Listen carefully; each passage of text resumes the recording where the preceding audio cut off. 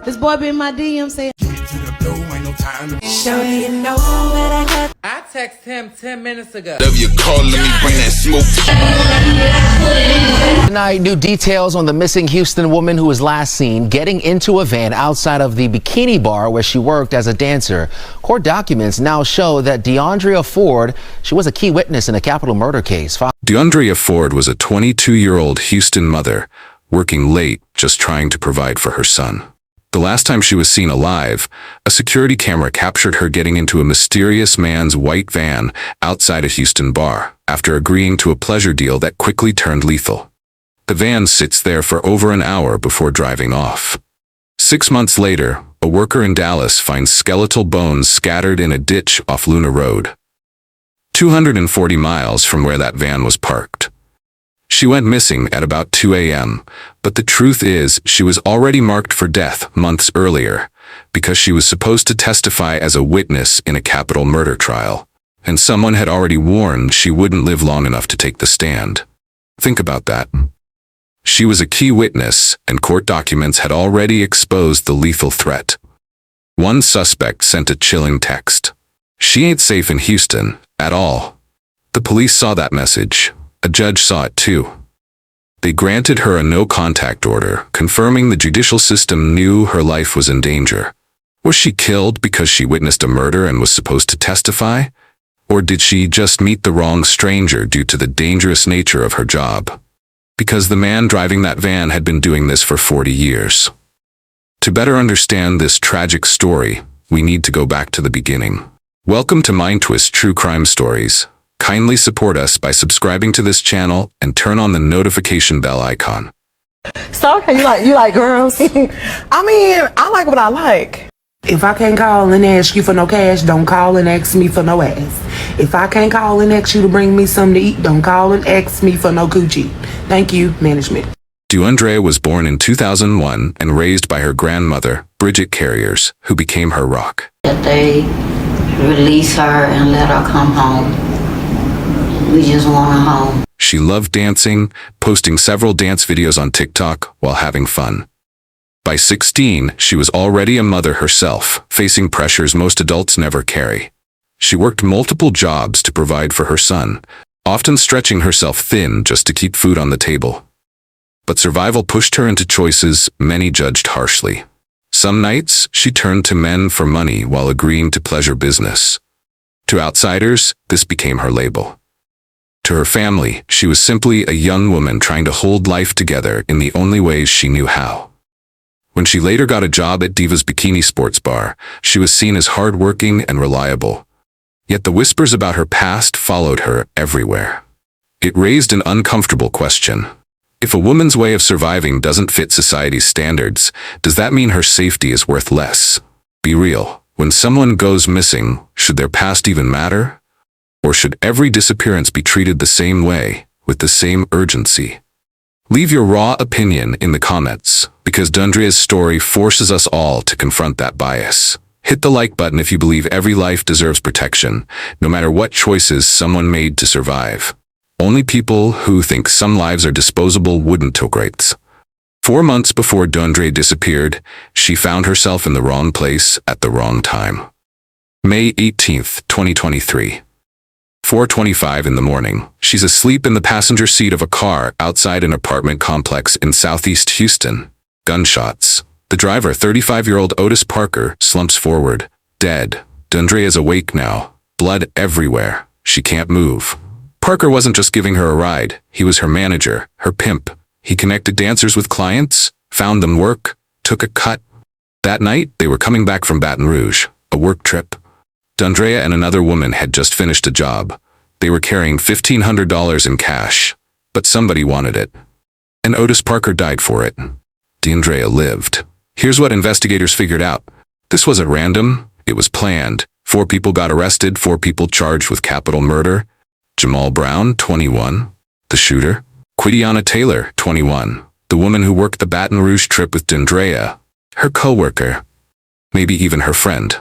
Mariah Green, 23, Jarrell Wheeler, 22, a former detention officer at Harris County Jail. They ambushed Parker, shot him in cold blood, tried to take the money. Deundrea saw all of it, And Quidiana, the woman she'd worked alongside that night, helped set it up. All because of just $1,500 in cash, they had to kill someone.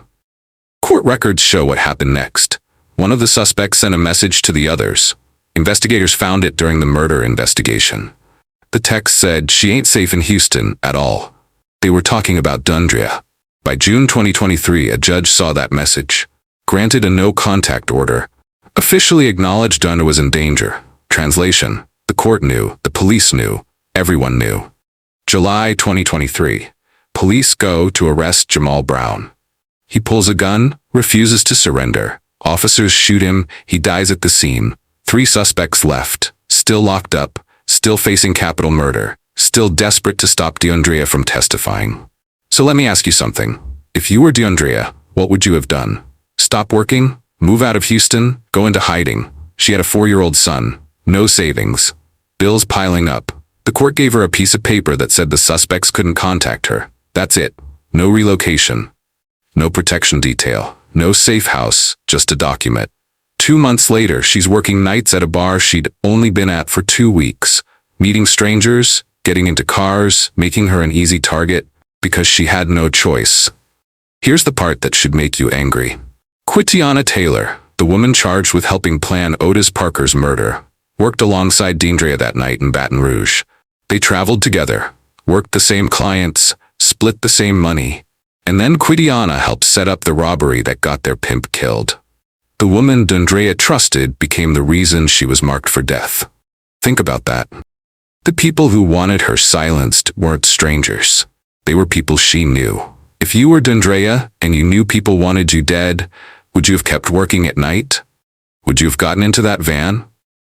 Or do you think she didn't take the threats seriously because she thought the court order meant she was safe? Tell me in the comments, what would you have done differently? Because I'm about to show you exactly how that van became her coffin.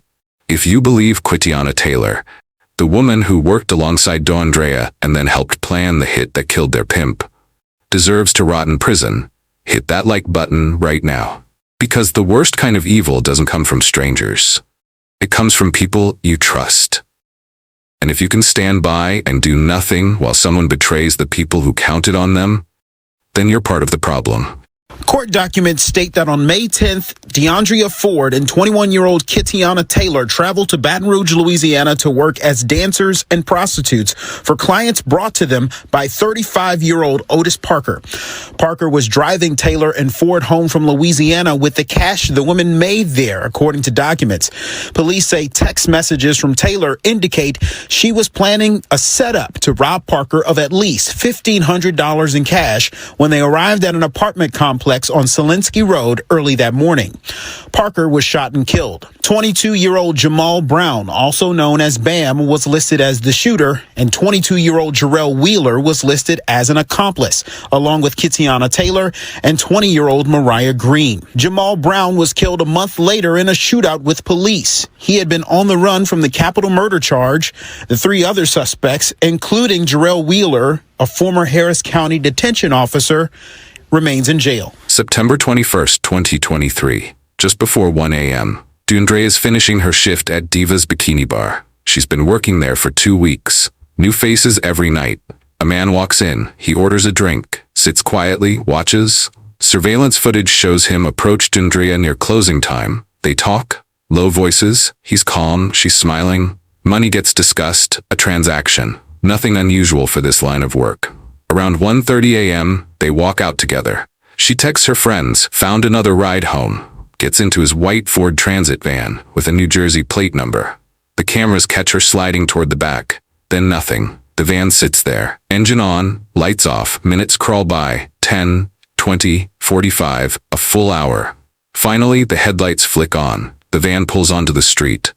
Deundrea Ford is never seen alive again. By the 23rd, her grandmother Bridget is calling everyone. No answer. Family files a missing person report. Houston police take it seriously. They know about the murder trial, the threats, the protection order. Uncle Kevin organizes search parties. Flyers go up across East Houston. Her face is everywhere. Staff at Divas are rattled. We thought she just got a ride. He seemed normal. Normal. That word gets used a lot in cases like this. Weeks pass, no body, no phone pings, no leads. Then November 1st. Police in another state contact Houston investigators. They found the van. The white Ford Transit is sitting in a lot outside Dallas.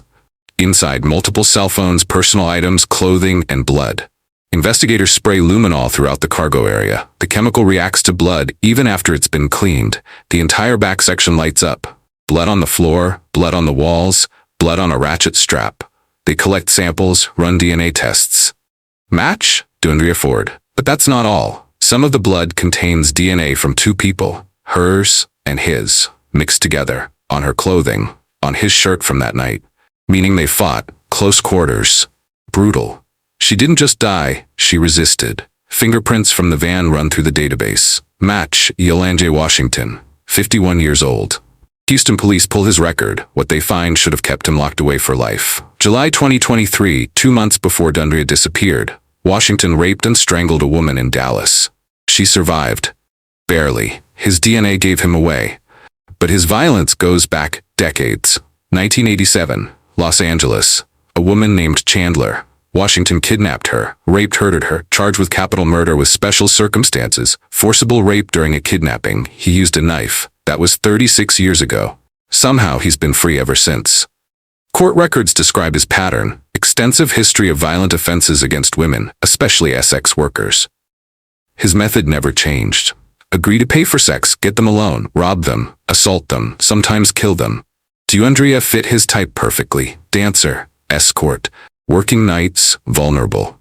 He didn't need to know she was a witness in a murder trial. He just needed her to get in the van. Investigators bring Washington in for questioning. He's calm, prepared. Tells them a simple story. I met her at the bar. We talked. I gave her a ride. She got out a few blocks away. That's it. Detectives push. Show him the surveillance footage. The hour-long wait. He shrugs. We were talking. They mention the blood in his van. He lawyers up. Despite everything, the DNA, the footage, his history, they don't have enough to hold him. They let him go. Here's what I can't stop thinking about. Yoland Washington had been doing this since 1987. 36 years of targeting women who work at night. Women the system treats as disposable. So tell me, if the justice system had actually locked him away the first time he murdered someone, would Deundrea still be alive today? Drop your thoughts below. Because the next part is going to make you angrier than you've ever been. We were told by HPD that the guy, the person of interest, suspect, was detained out of town. We were not given the information of which state he was detained in, but we were told that he was released. We were told that his van and 2 cell phones that were found on his person were seized and turned over as evidence. We were told that warrants were being issued for the information on the cell phones that he had, that they recovered off of him. More importantly, we were called to bring her son to McCower Road to give a DNA sample due to evidence or whatever they found was recovered in his van. They didn't say, it's not specified whether it belongs to her, someone else, him. I mean, but they asked for DNA just to have on file and to cross-reference against whatever they recovered. At this point, there's no reason why, after sharing that type of information, asking that of our family, you know what headspace you put someone in when you ask them to bring someone in to submit that type of information. If you were able to detain him and had enough cause to hold some of his possessions as evidence, then why let him go? If anyone did anything, you flagged that man. You gave him a reason to run if he's been released. And now you gotta ask yourself, if this man is triggered, or if he feels like, okay, something is going on here, he has every right to go on the run. And how are you gonna stop him? You no longer have him. You let him go. If you believe predators like Yoland Washington, men who spend decades hunting women, don't deserve to walk free, share this video right now. Share it with every woman you know who works nights, who takes rides from strangers, who thinks it won't happen to them. Because people like Washington count on silence. They count on you doing nothing. If you won't stand against that, then you're letting the next Deundrea Ford walk into a van she'll never leave. November 2023. Washington walks out of the police station, free. Deundrea's family finds out. Uncle Kevin goes to the media. You found blood in his van, her blood, and you let him go? No answer from HPD. The community erupts. Protests outside the precinct, people demanding action. Bridget, Deundrea's grandmother, can barely speak. Her granddaughter is missing. The last man seen with her is walking around Dallas like nothing happened. Investigators tell the family they need more evidence. They request DNA samples. From Deundrea's 4-year-old son. Kevin provides it. The lab runs tests, compares it to the blood found in Washington's van. Days later, results come back. Confirmed, Deundrea Ford was in that vehicle. But here's what the DNA also reveals, and this is what changes everything. 3 separate bloodstains on clothing recovered from the van. All 3 contain DNA from 2 people. Deundrea's and Washington's. Mixed together. Forensic analysts explain what that means. Physical contact during bloodshed. A violent struggle. Injuries to both parties. She wasn't just killed. She fought back. Hard enough to make him bleed. Hard enough to leave his DNA on her clothes. The luminol patterns tell the rest. Blood throughout the cargo area. On the ratchet strap hanging from the wall. Smeared across the floor. Whatever happened in that van during that hour wasn't quick. It wasn't clean. And it wasn't over fast. Armed with DNA proof, prosecutors filed charges. January 11, 2024. Yoland Washington is formally charged with the murder of Deundrea Ford. Her body wasn't found yet, but the evidence is overwhelming. Police locate Washington in Dallas, same city where he dumped her. Early morning raid. He doesn't resist this time. Taken into custody, held without bond, awaiting extradition to Harris County. News breaks. Deundrea's family feels brief relief. But Bridget tells reporters, we still don't have her. We can't bury her. We can't say goodbye. Her son still asks when mommy's coming home. Nobody knows how to answer him. Here's where the case gets complicated. Investigators have 2 possible motives. Option 1, witness elimination. The Parker murder suspects wanted Deundrea silenced. Someone hired Washington, paid him to make her disappear before she could testify. Evidence supporting this, the threat text, the protection order, the timing, just 48 hours before trial. Option 2, wrong place, wrong time. Washington had been hunting SX workers for decades. Deundrea worked nights, met clients, got into cars with strangers. She fit his victim profile perfectly. He didn't need to know about the murder trial. He just saw an opportunity. Evidence supporting this. Washington's 36-year pattern. The hour-long wait in the van. Matches his MO. No proven connection between Washington and the Parker suspects. Investigators dig deep. Phone records, financial transfers, known associates. Nothing links Washington to Quidiana, Mariah, or Jarrell. No payments, no calls, no texts. The conclusion they reach, Deundrea was caught between 2 threats. One documented, one random, and the random one killed her first. That hour she spent in the van before it drove away.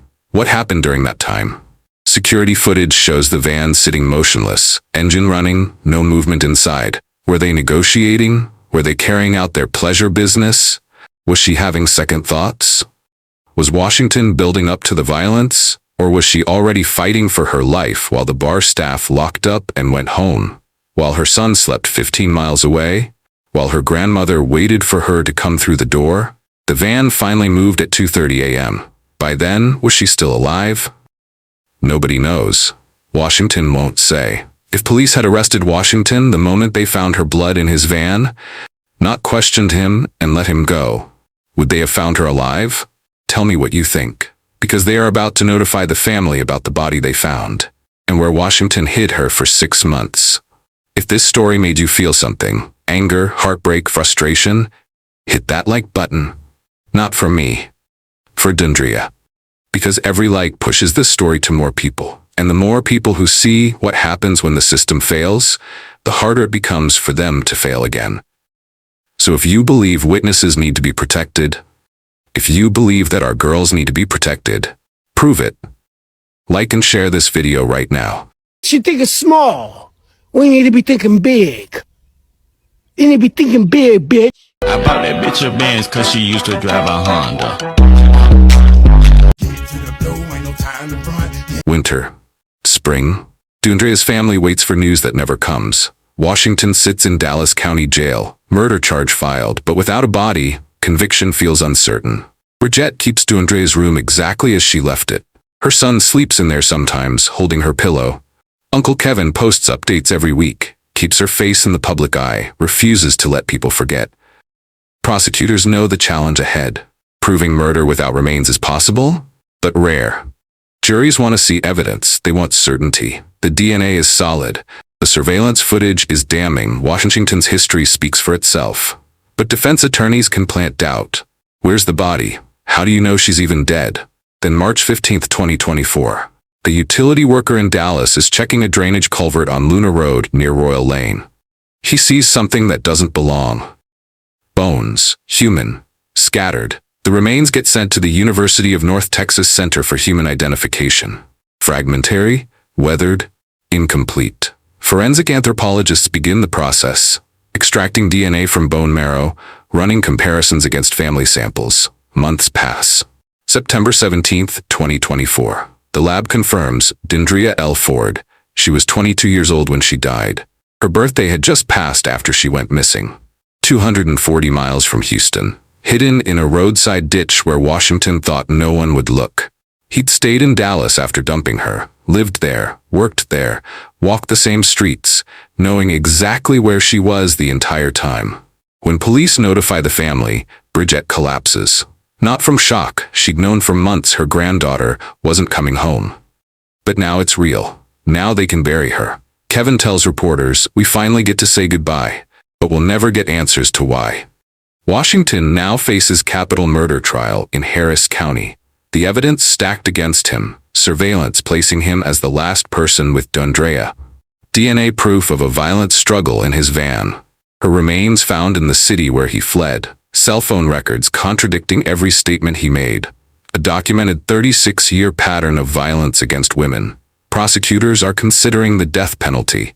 Texas allows it for capital murder with special circumstances. If they prove Washington killed Deundrea during the commission of another felony, kidnapping, sexual assault, robbery, he could face execution. His public defender hasn't entered a plea yet. Trial date not set. But conviction seems inevitable. Here's what haunts this case. 2 women were in danger the night Deundrea disappeared. One from documented threats, court orders, known suspects who wanted her silenced. One from a predator she never saw coming. The system focused on the wrong threat. Police protected her from the Parker murder suspects, no contact orders, surveillance on the jailed defendants, but they couldn't protect her from a customer at a bar. A man with decades of violence behind him who looked ordinary. Because women like Deundrea, dancers, escorts, sex workers are expected to take that risk. Society tells them it's part of the job. That danger is their responsibility to manage. When they die, we ask what they did wrong. Why they got in the car, why they worked that shift. We don't ask why men like Washington are free to hunt them for 40 years, or why the system that knew he was dangerous did nothing to stop him.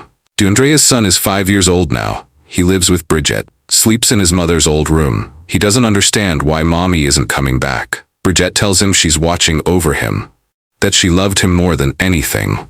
He don't know. I haven't said anything to him.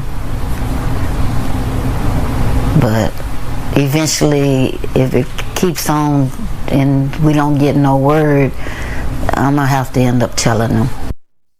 But how do you explain to a child that the person who was supposed to protect his mother, the justice system, the police, the courts, failed? That a piece of paper saying no contact wasn't enough? That the man who killed her had done this before, and nobody stopped him? You can't. So he just keeps asking, and nobody has an answer. So here's my final question for you, my esteemed viewer. Deundrea was caught between 2 threats. The suspects who wanted her silenced, and a predator who hunted women like her for sport. The court gave her a protection order. Police knew she was in danger. She kept working nights because she had a son to feed. Who failed her? The justice system that didn't protect her? The society that forced her into dangerous work to survive? Or do we all share the blame for treating women in her profession like they're disposable? Leave your answer in the comments. Because what I'm about to tell you next should terrify every single one of you. If you believe women like Deundrea deserve the same protection as everyone else, regardless of what they do for work, then subscribe to this channel and turn on notifications. Because we cover the cases the media ignores, the victim society forgets. And if you think sex workers, dancers, and escorts don't deserve justice, then you're exactly the reason predators like Washington keep killing. Here's the truth. Yoland Washington is one man, but he's not the only predator out there. There are thousands like him, waiting outside bars, picking up dancers, targeting women who work alone at night. And the system that failed Deundrea fails them every single day. So if you believe that needs to change, here's what you do. Like this video if you think Deundrea's story matters. Share it with every woman you know who works nights, takes ride shares, or meets strangers for work. Subscribe and turn on all notifications so you never miss another case like this, because I promise you there will be more. And comment below with these exact words. Deundrea deserved better. Thank you for watching to the end, and see you in our next episode of Mind Twist True Crime Stories. Stay safe out there.